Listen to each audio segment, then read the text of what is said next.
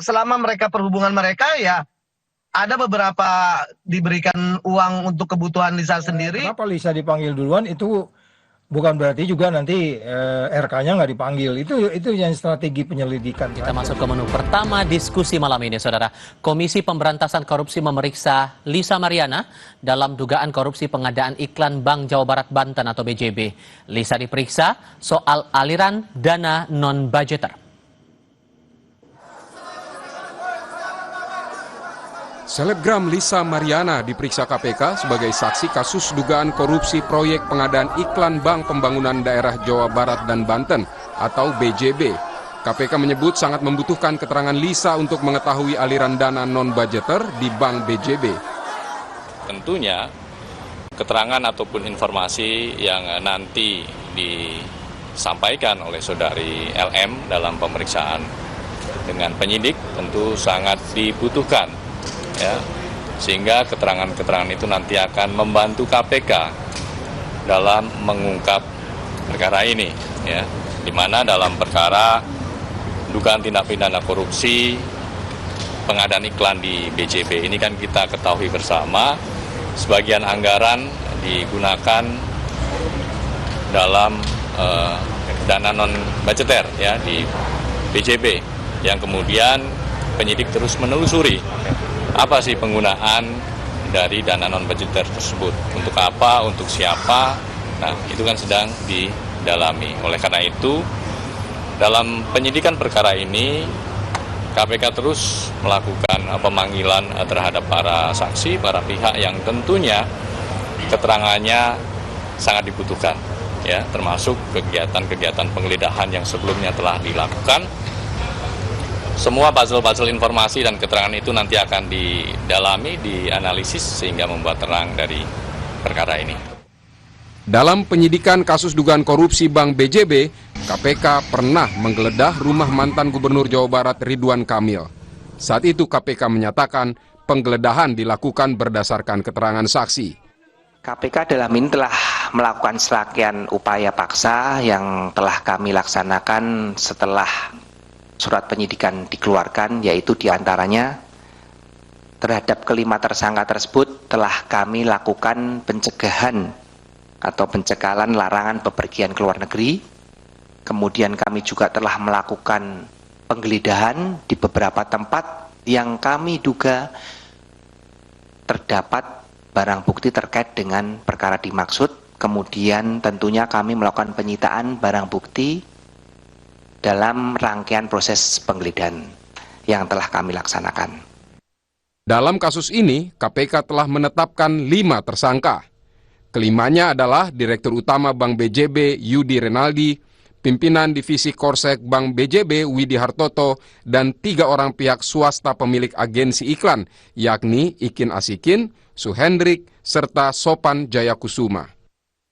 Kasus dugaan korupsi pengadaan iklan Bank BJB pada 2021 hingga 2023 diduga merugikan negara hingga 222 miliar rupiah. Kerugian dihitung dari selisih uang yang diterima perusahaan agensi dengan yang dibayarkan ke media massa.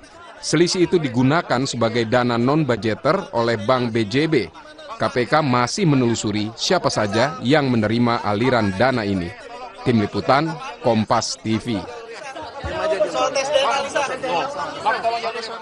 Lisa Mariana, pesohor media sosial alias selebgram yang dilaporkan Ridwan Kamil atas pencemaran nama baik malah ikut terseret dalam kasus korupsi BJB. Padahal Ridwan Kamil saja belum dipanggil oleh KPK sebagai saksi. Lalu apa sebenarnya pertimbangan KPK dan apa peran Lisa dalam kasus ini? Kami diskusikan bersama 2 narasumber yang bergabung lewat dalam jaringan. Ada John Boy Nababan selaku kuasa hukum Lisa Mariana dan Saud Sitomorang, Wakil Ketua Komisi Pemberantasan Korupsi periode 2015-2019. Selamat malam semuanya dengan Tifal di studio. Apa kabar? Malam Tifal. Terima kasih semua sudah bergabung bersama kami. Bang John Boy, suara Tifal terdengar ya Bang? Terdengar. Oke, terdengar. Terima kasih sebelumnya sudah mau bergabung bersama kami. Saya paham Anda belum lama ini mendampingi Lisa di KPK dan tadi di awal sempat disebutkan bahwa sudah siap untuk dimintai keterangan dan sempat membawa bukti dokumen. Bukti dokumen ini. Mas suaranya. Oke, kalau sekarang bagaimana? Terdengarkah suara saya dengan jelas, Bang? Putus-putus suaranya.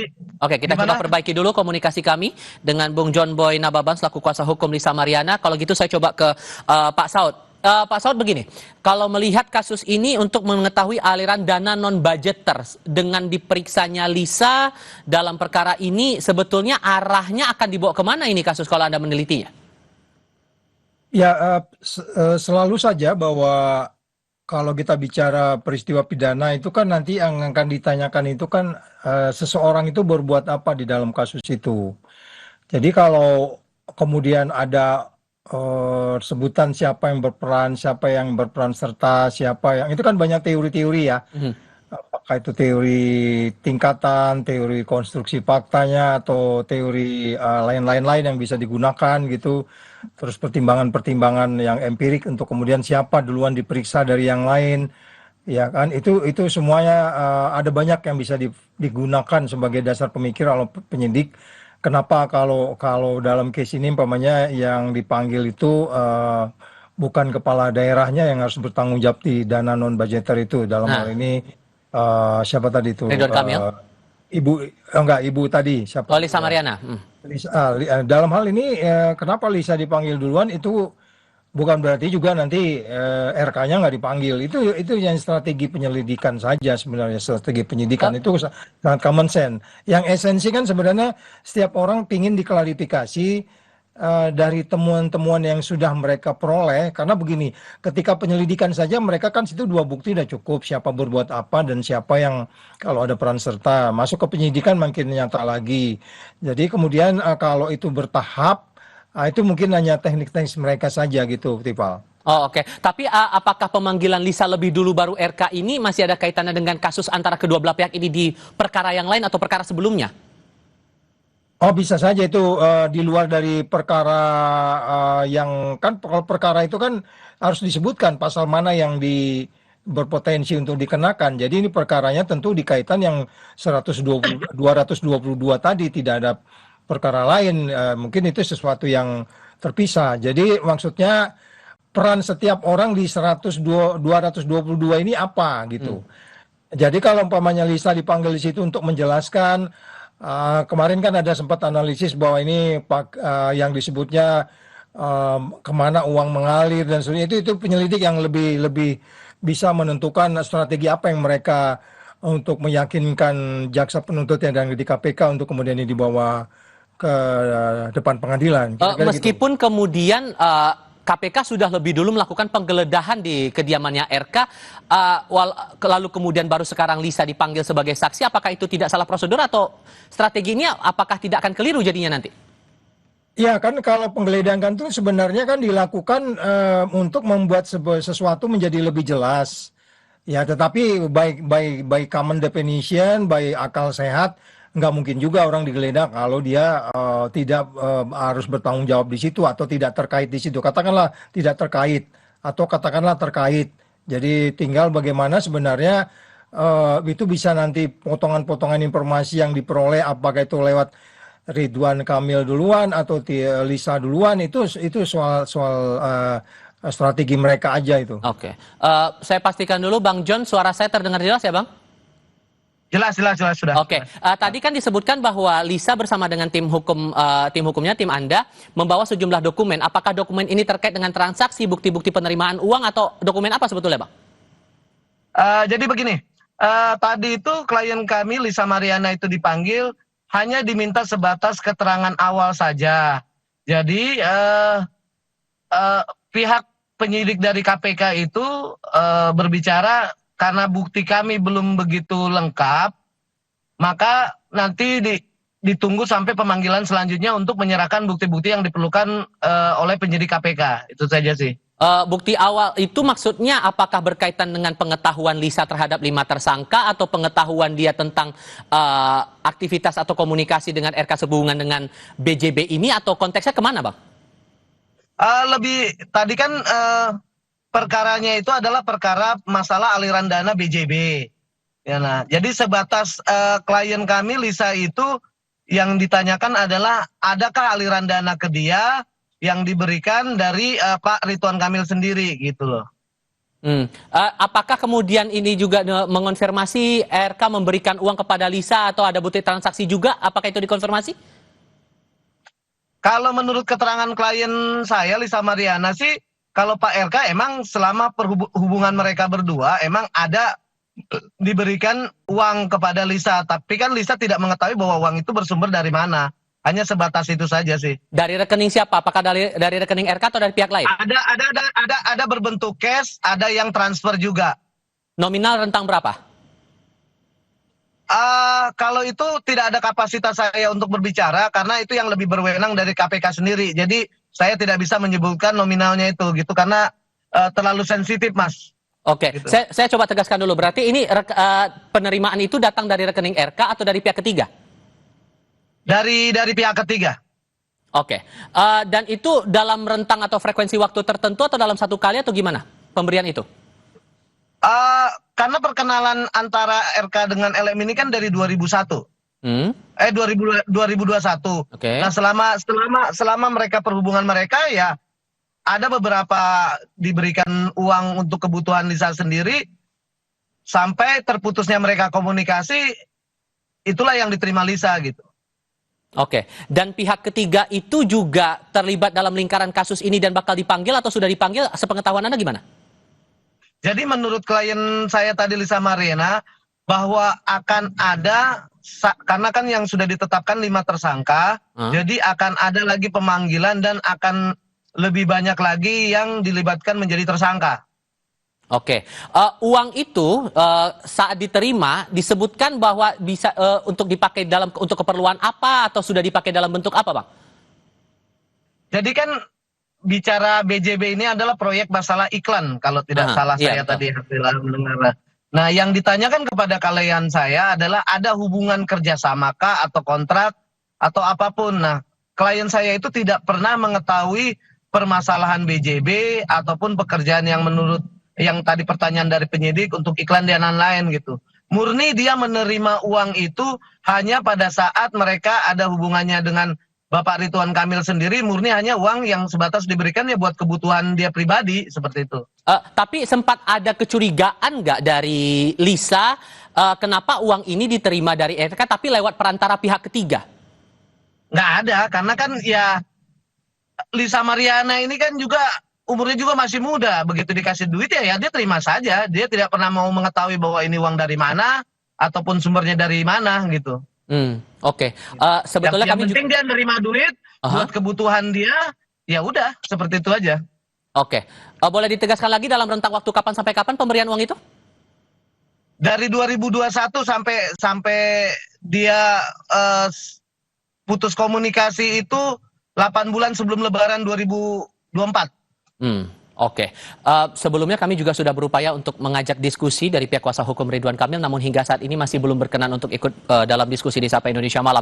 Membaca penjelasan atau keterangan tadi Pak Saud, ada pihak ketiga ini sejauh mana kemudian harusnya KPK bisa menelusuri itu? Gampang nggak kira-kira? Ya, yang pasti kan penyidikan itu harus dilakukan kepada ke arah mana angka yang disebutkan itu. Bagaimana mereka bisa memastikan bahwa uang itu lari ke seseorang, kemudian dari seseorang itu lari ke tempat lain. Itu yang paling penting untuk kemudian dipelajari. Jadi sekali lagi memastikan bahwa itu adalah, karena itu BUMN milik negara, kemudian negara bisa menggunakan katakanlah prinsip-prinsip follow the money yang mereka lakukan untuk memastikan. Sebenarnya kalaupun katakan kita hilangkan aja faktor Lisa di sini ya, kita anggap tidak ada hal-hal yang terkait dengan apa itu pertemanan apapun bentuknya lah, transfer, kita hilangkan aja variabel Lisa di sini. Di angka 22 itu kan penyidik sudah bisa memastikan apa perbuatan seseorang dan siapa yang harus bertanggung jawab. Nah kemudian kita setelah itu masuk, kemudian faktor Lisa kita masukkan. Katakanlah ada transfer kemudian lewat seseorang atau lewat siapapun diberikan kepada Lisa untuk kemudian untuk kepentingan hubungan RK dan Lisa umpamanya gitu. Jadi sekali lagi kan muaranya tetap kalau penyelidik itu ini nothing personal, ini nggak ada urusan yang personal kan gitu ya, hubungan personal itu soal lain. Tetapi hanya melihat sejauh apa itu kemudian ada sejumlah uang yang harus dipertanggungjawabkan sebesar 222 mengalir kemana saja, sehingga kemudian nanti KPK bisa melihat konstruksinya apakah memang dia bisa masuk di pasal 55-nya ikut di dalam yang harus bertanggung jawab di kasus ini. Kan gitu. Jadi sekali lagi kalau kemudian ada konstruksi Lisa dipanggil dulu di luar daripada RK sendiri, ini mereka hanya taktikal aja, soal teknis aja. Biasa memang dari yang paling minor dulu sampai nanti ke atas gitu. Dan keyakinan kita kalau memang itu nanti perhitungan 222 itu udah fix, udah pasti, ya itu sebenarnya hanya proses waktu saja gitu, Tipal. Pertanyaan barunya juga begini, Bang John, karena kan setelah kemarin diumumkan hasil tes DNA oleh pihak Polri, Lisa kan melakukan live di media sosial waktu itu dan menyebut dalam kondisi yang cukup emosional, dia menyebutkan akan membongkar semua kasus yang berkaitan langsung dengan RK. Apakah ini berkaitan juga dengan BJB atau ada perkara lain yang masih berkaitan dengan RK? Jawabnya nanti, kita jeda sebentar. Kami segera kembali. Melanjutkan pertanyaan saya di segmen sebelumnya, Bang John, setelah diumumkan hasil tes DNA waktu itu oleh Polri, klien Anda, Lisa Mariana, langsung melakukan live streaming di media sosial dan menyebutkan sambil dengan nada emosi akan membongkar kasus-kasus berkaitan dengan RK. Apakah ini berkaitan juga dengan kasus BJB atau jangan-jangan ada perkara lain? Oh, mungkin gini, kalau Lisa Mariana kemarin pada saat live streaming dia meluap-luap emosinya, itu hal yang manusiawi. Kenapa? Karena hasil dari tes DNA itu dia merasa tidak puas dan masih ada kejanggalan. Tapi kami sebelum hasil dari tes DNA tersebut sudah dipanggil, udah datang surat panggilan dari KPK untuk hadir hari Jumat ini. Gitu loh. Permasalahannya ada kaitan dengan lain, saya rasa biar nanti penyidik KPK yang lebih berkompeten untuk arahnya seperti apa. Yang jelas pertanyaan tadi yang diberikan kepada Lisa adalah hanya permasalahan BJB gitu. Termasuk upaya membongkar itu dengan membawa dokumen-dokumen terkait kepada penyidik yang diperiksa hari ini? Dokumen untuk saat ini karena pemanggilan saksi pertama, jadi dokumen itu hanya penyidik bilang itu untuk dilengkapi kembali. Baru nanti bisa diserahkan untuk kebutuhan di penyidik KPK. Oke, sorry, saya harus luruskan karena kan ini harus dijelaskan juga maksud Lisa bilang akan bongkar kasus-kasus berkaitan dengan RK ini konteksnya dalam hal apa? Kalau itu kan udah seperti saya bilang tadi bahwa itu adalah emosional spontanitas gitu loh.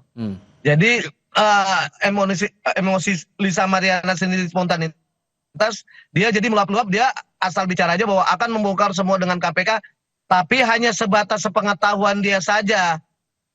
Gitu. Oke, Pak Saud, kalau membaca, jadi nggak ada melebar kemana-mana pun atau case yang lain gitu.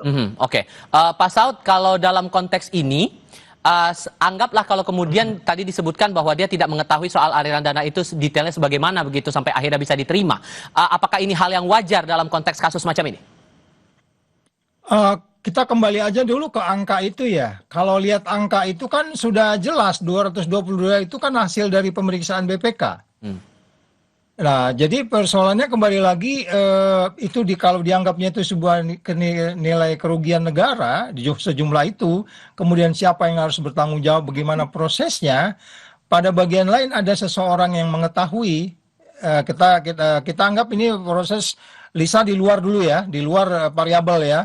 Karena memang dia tidak di kantor, dia berada di luar, nggak sehari-hari juga di kantor provinsi kan gitu. Dia kan di dalam case ini kan dalam hal ini KPK itu selalu walaupun saya sering debat, mereka selalu percayakan follow the money.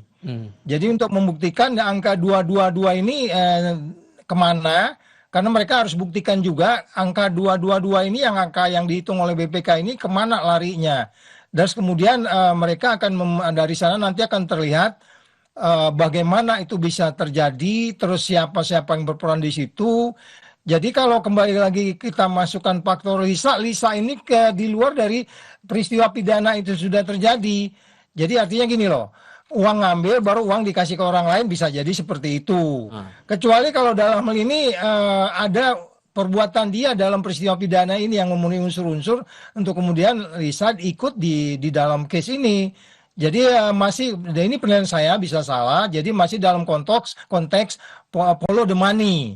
Kemana uang itu yang besar itu yang diduga mengalir kepada RK.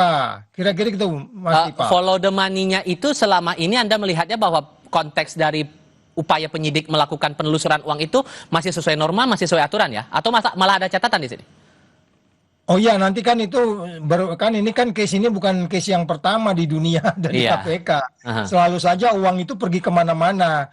Ya kan tadi juga hari ini ada OTT itu larinya ke Ducati, ini larinya kemana kan gitu.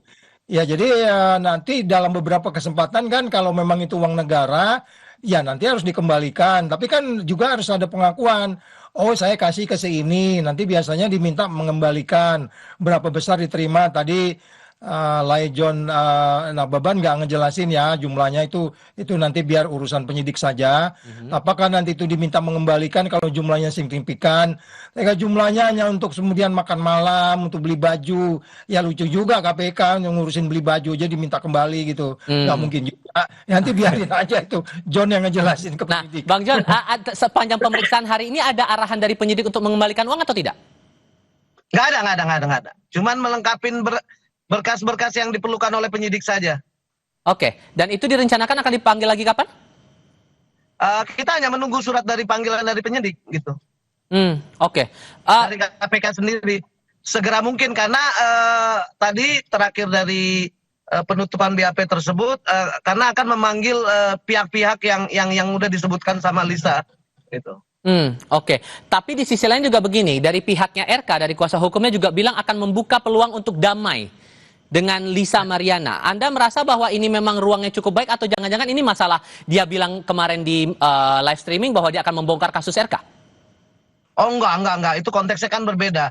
Kalau bicara masalah ruang damai tersebut kan kita berbicara masalah perkara yang di Bareskrim. Pencemaran nama baik tersebut gitu loh. Gitu yang sudah final dengan tes DNA tersebut. Disitulah bicaranya untuk masalah restoratif justice tersebut. Tidak ada terkaitan dengan masalah KPK. Dan hal apa lagi yang rasanya mungkin akan coba apa istilahnya ya, untuk coba dibungkam, coba diungkap oleh Lisa Mariana saat nanti akan dipanggil lagi oleh KPK yang kita belum tahu nih jadwalnya kapan, kan tinggal menunggu waktunya sekarang. Hal apa lagi yang akan coba diungkap lagi? Yang jelas klien kami Lisa Mariana itu sangat kooperatif dan dia tadi sangat mendukung dengan program KPK untuk membasmi koruptor, makanya siap untuk menerima keterangan apapun yang diperlukan KPK dan memberikan bukti semua yang pengetahuan dia yang akan diberikan ke penyidik KPK untuk mensupport pemberantasan korupsi di Indonesia ini. Pak Saud begini, dengan melihat proses pemeriksaan yang ada sekarang, rasa Anda akan lama tidak bagi KPK untuk menelusuri aliran dana itu kepada pihak eksternal seperti Lisa Mariana ini atau mungkin orang-orang di luar dari konteks tataran pemerintahan dari di tataran BJB-nya? Apakah akan cukup lama memakan waktu atau sebetulnya dari Lisa ini bisa langsung ke pihak pemberi dan penerimanya langsung?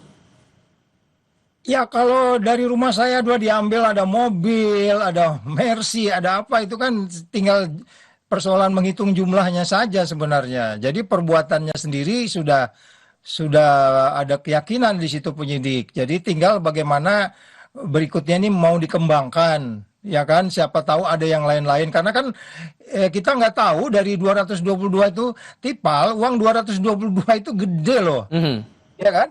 Ya kan itu bisa beli apa itu? Sangat besar itu. Ya, jadi makanya, jadi kan kalau itu gede lagi sangat besar. Ya, jadi kalau dikasih hanya untuk beli baju, untuk nonton gitu kan, tapi kan kita nggak tahu. Lisa tahu banyak tentang apa, kita juga nggak tahu. Nanti John yang lebih tahu. Tapi yang paling penting adalah bagaimana sebenarnya nantinya ini ada kesan kan ini mandek ya kayak case-nya ya setelah penggeledahan tuh beberapa. Ya mungkin saya pernah di sana ya, kadang-kadang tipal itu kadang-kadang satu penyidik itu dia bisa menangani 3-4 kasus loh karena kurangnya orang. Jadi nanti ini jangan-jangan timnya Lisa ini penyidiknya jangan-jangan ada juga di timnya Noel tuh. Oke. Ya itu jadi makanya saya bilang kita sabar dulu. Yang paling penting ada proses staging yang berlanjut, kira-kira gitu deh. Oke, Pak Saud Situmorang, Bang John, terima kasih banyak sudah berdiskusi dan berbagi pandangan bersama kami kali ini. Sehat selalu semuanya. Selamat malam. Ya. Melihat